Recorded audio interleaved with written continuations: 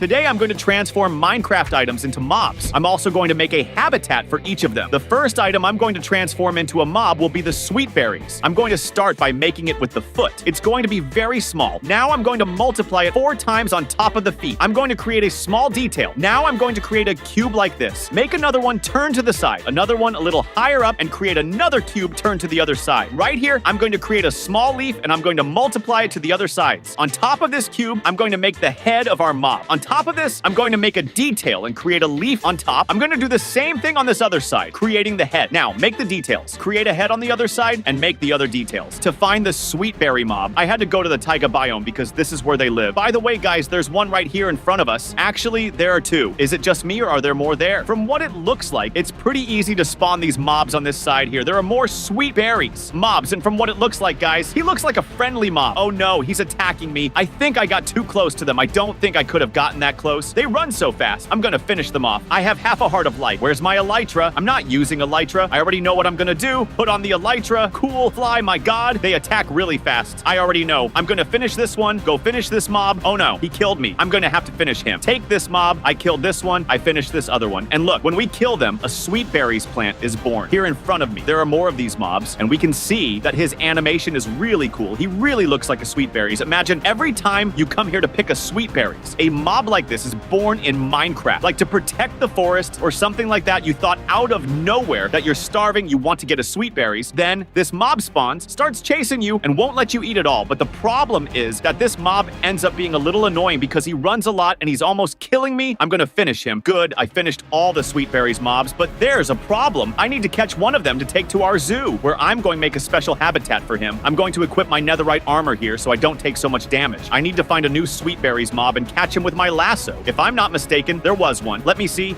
No, they all died. The good thing is that there are more up ahead, so I'm going to get one of these. Come on, come on. There are 2, unfortunately. I'm going to have to finish off one of them. Oh, no, I didn't know. They sink. I need to get this mob out of the sea right away. Come on, come on. Now that I've captured this mob, let's go to the zoo and make his habitat. To make this mob's habitat, the first thing I had to do is define the size of the construction. After that, I dug 4 blocks deep. I had to come to this taiga biome to get some of these sweet berries. And besides that, I need blocks to build. That's why I'm going to get these spruce wood after collecting all the resources. It's time to actually do the construction itself. As the floor of this was pretty ugly, I made a layer with grass blocks and dirt blocks. I made the walls with spruce planks, but even so, I was thinking it was pretty ugly, and that's why I made some wooden pillars. And here, in the middle of the habitat, I'm going to plant a giant pine tree. But I had forgotten that when I plant this tree, podzol blocks grow around it. So I decided to break some random blocks and replace them with coarse dirt. The habitat is almost ready. The only thing I need to do is plant some sweet berries. I'm also going to put these leaves. Finally, I'm going to put a fence around the entire habitat, and now everything is ready. The mob looks really beautiful, and